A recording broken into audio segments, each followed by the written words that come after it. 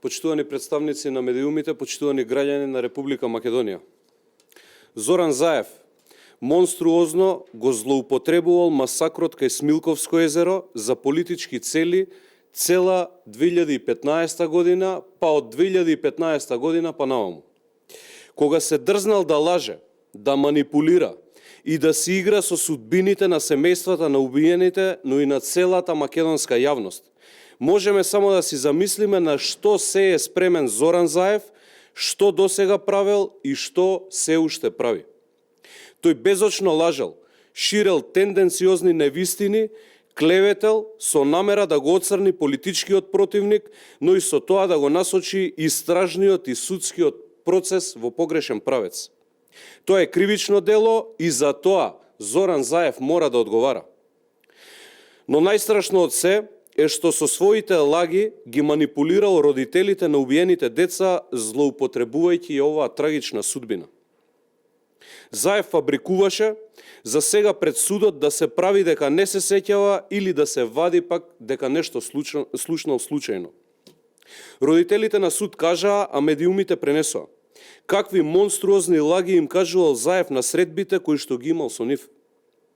На родителите Заев им зборувал, замислете дека Трајко Велјановски бил вмешан во убиството кај Смилковско езеро, па им говорел дека наводно телефонот на советникот за безбедност од кабинетот на тогашниот претседател Иванов бил пронајден на местото на убиството и слични инсинуации. Заев сега се прави недоветен или пак не се сеќава што зборува или целосно негира. Тоа само покажува до каде одел некрофилскиот ум на Зоран Заев, кога злоупотребувал нечија судбина за да измислува и пушта манипулации.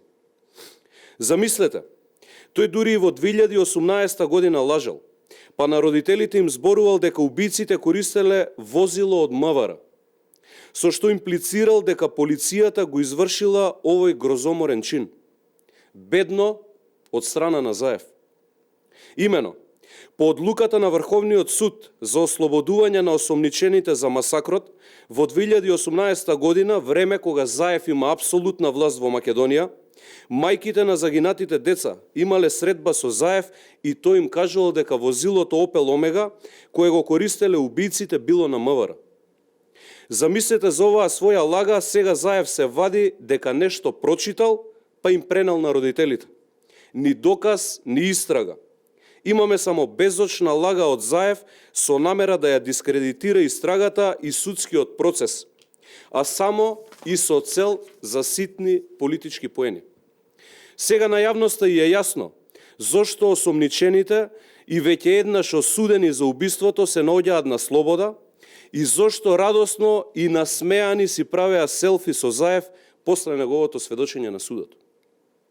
Зоран Заев најпрво ќе се соочи со судот на народот на 12 април и за ова и за сите останати лаги. После 12 април Зоран Заев ќе треба да одговара и кривично заради своевидно попречување на правдата и манипулациите со масакрот кај Смилковско езеро за ситни политички поени. После 12 април Заев никогаш повеќе. Ви благодарам.